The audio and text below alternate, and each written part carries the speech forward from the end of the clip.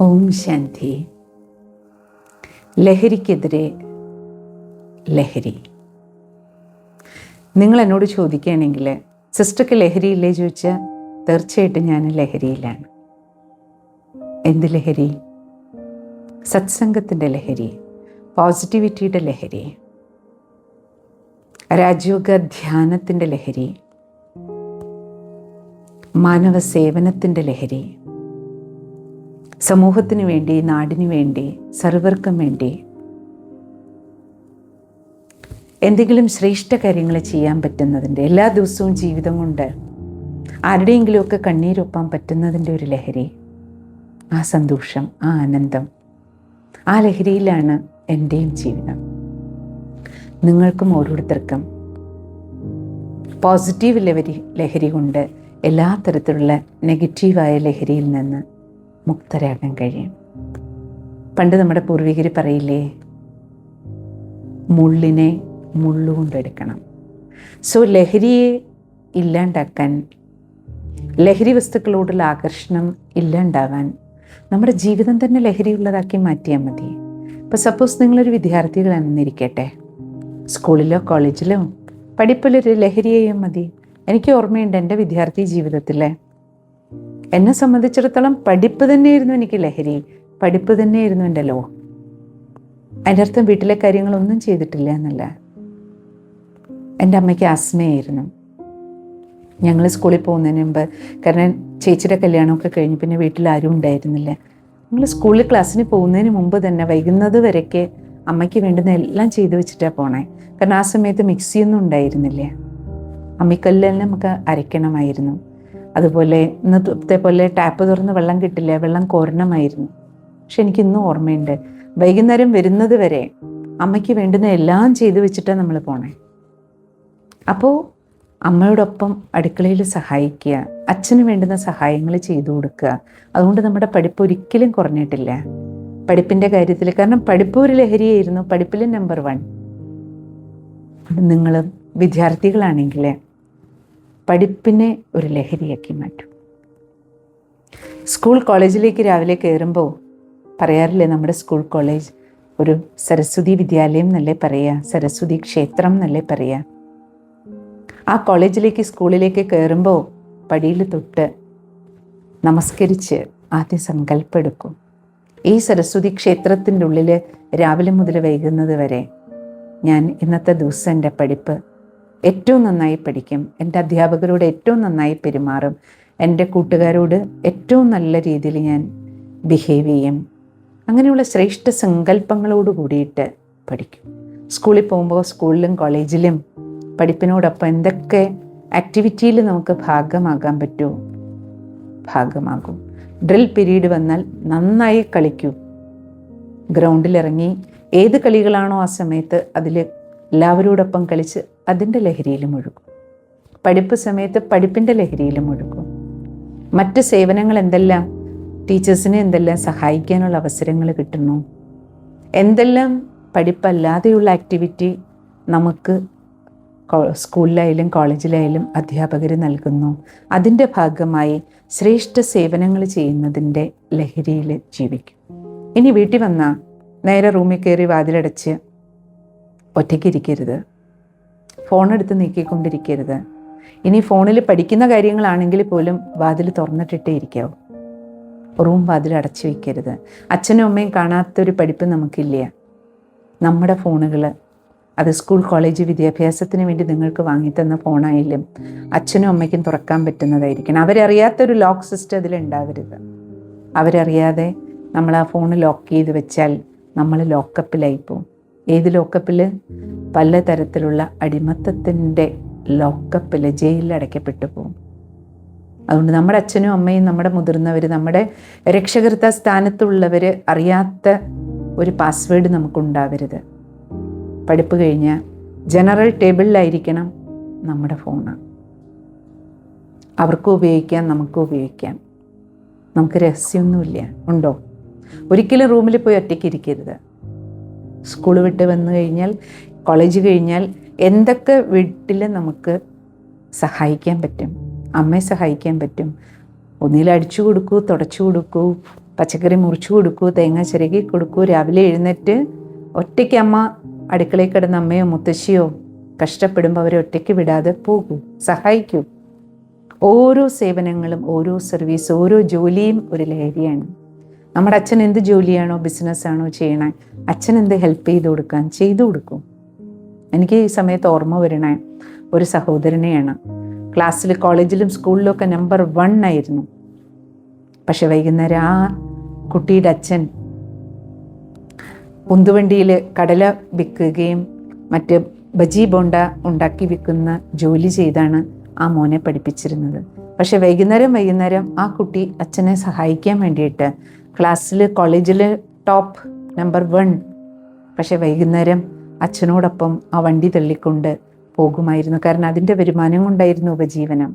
പക്ഷെ അതിന് പോയതുകൊണ്ട് ആ സഹോദരന് മാർക്കൊട്ടും കുറഞ്ഞിട്ടില്ല. ഓരോ ക്ലാസ് കഴിയും തോറും മാർക്ക് കൂടുകയാണ് ചെയ്തിട്ടുള്ളത്. അതുകൊണ്ട് വീട്ടിൽ എന്തെല്ലാം ജോലികളിൽ അച്ഛനെ അമ്മയെ സഹായിക്കാൻ പറ്റുന്നോ സന്തോഷത്തോടെ, ലഹരിയോടെ, അത് ലഹരിയാണ്. പഠിക്കേണ്ട സമയം ലഹരിയോടെ പഠിക്കൂ.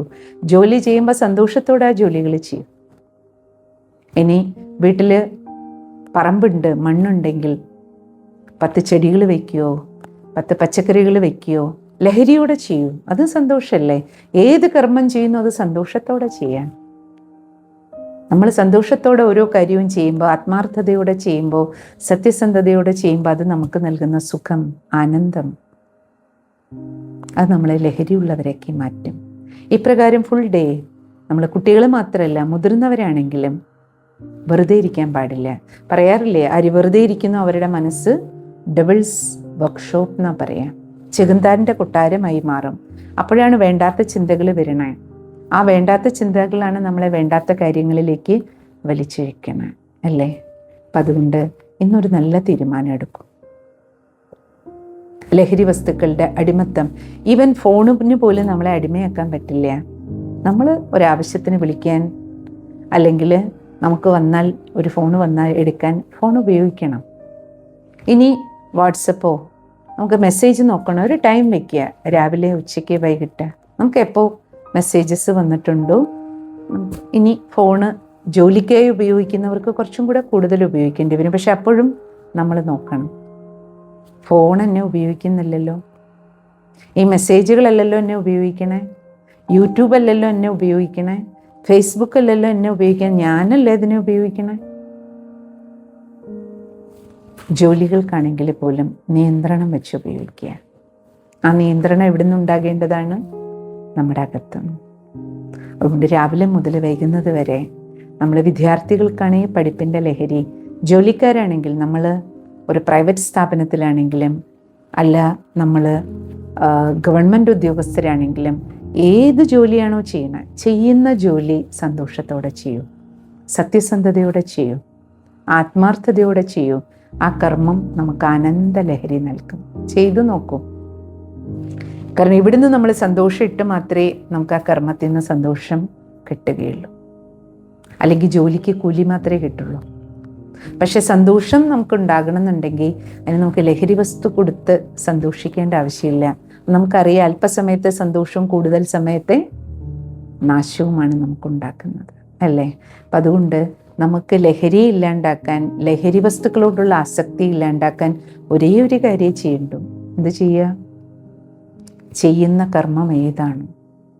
അത് നമ്മൾ പാടത്ത് പണിയെടുക്കുകയാണെങ്കിൽ, പറമ്പിൽ പണിയെടുക്കുക, കൂലിപ്പണിയാണ് എടുക്കണതെങ്കിൽ പോലും, ക്ലീനിങ് ജോലി ചെയ്യുന്നവരാണെങ്കിൽ പോലും, ചെയ്യുന്ന കർമ്മം നമ്മൾ ആത്മാർത്ഥതയോടെ ചെയ്താൽ, സത്യസന്ധതയോടെ ചെയ്താൽ, ആ കർമ്മം നമുക്ക് നൽകുന്ന സന്തോഷം, ആ കർമ്മം ആർക്കൊക്കെ അതുകൊണ്ട് ഗുണമുണ്ടാകുന്നോ അവരിൽ നിന്ന് കിട്ടുന്ന ആശീർവാദം, ഇത് രണ്ടും നമ്മുടെ ജീവിതത്തിന് ലഹരി നൽകും. അപ്പോൾ പിന്നെ നമുക്ക് സന്തോഷിക്കാൻ വേണ്ടി, ആനന്ദിക്കാൻ വേണ്ടി ഒരു ലഹരി വസ്തു, അല്ലെങ്കിൽ ഒരു സിഗരറ്റ് വലിക്കണമെന്നോ, അല്ലെങ്കിൽ ഒരു കള്ളു കുടിക്കണമെന്നോ, അല്ലെങ്കിൽ കഞ്ചാവ് കഴിക്കണമെന്നോ നമുക്കൊരിക്കലും തോന്നില്ല. അതുകൊണ്ട് ഇന്ന് നമുക്കെല്ലാവർക്കും ഒരു ഉറച്ച തീരുമാനം എടുക്കാം.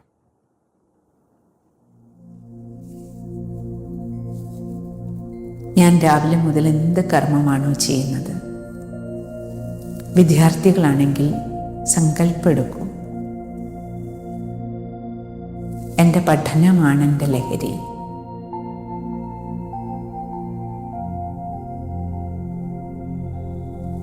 എൻ്റെ സ്കൂളിൽ എൻ്റെ അധ്യാപകരെന്നെ ഏൽപ്പിക്കുന്ന ഓരോ ചുമതലകളും ഞാൻ ലഹരിയോടെ ചെയ്യും. വീട്ടിലെത്തിക്കഴിഞ്ഞാൽ എൻ്റെ അച്ഛനും അമ്മയ്ക്കും നൽകാവുന്ന ഓരോ ചെറിയ ചെറിയ സഹായങ്ങൾ അത് ഞാൻ ലഹരിയോടെ ചെയ്യും.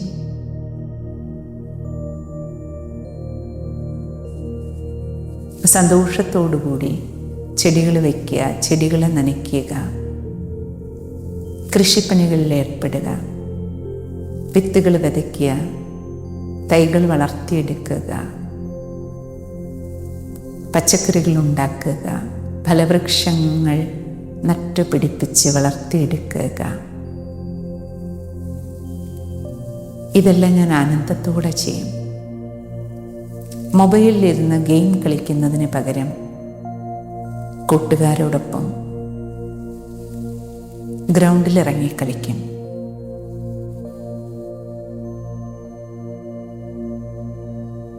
മൊബൈൽ കളിക്കാനുള്ള സാധനമല്ല,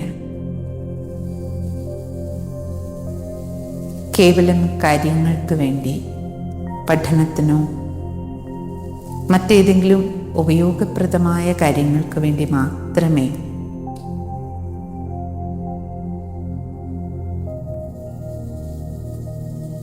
ഞാൻ മൊബൈലും മറ്റ് ഡിജിറ്റൽ സംവിധാനങ്ങളും ഉപയോഗിക്കുകയുള്ളൂ.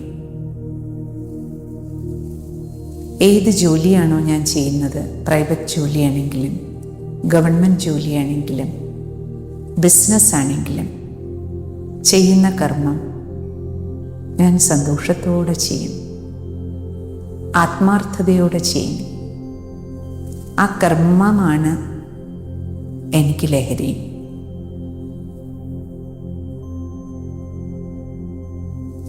എൻ്റെ കർമ്മം കൊണ്ട് മറ്റുള്ളവർക്കും സന്തോഷം കൊടുക്കും, സുഖം കൊടുക്കും.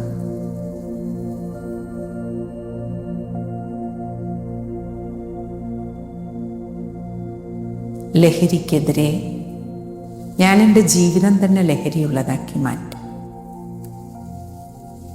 ഓം ശാന്തി.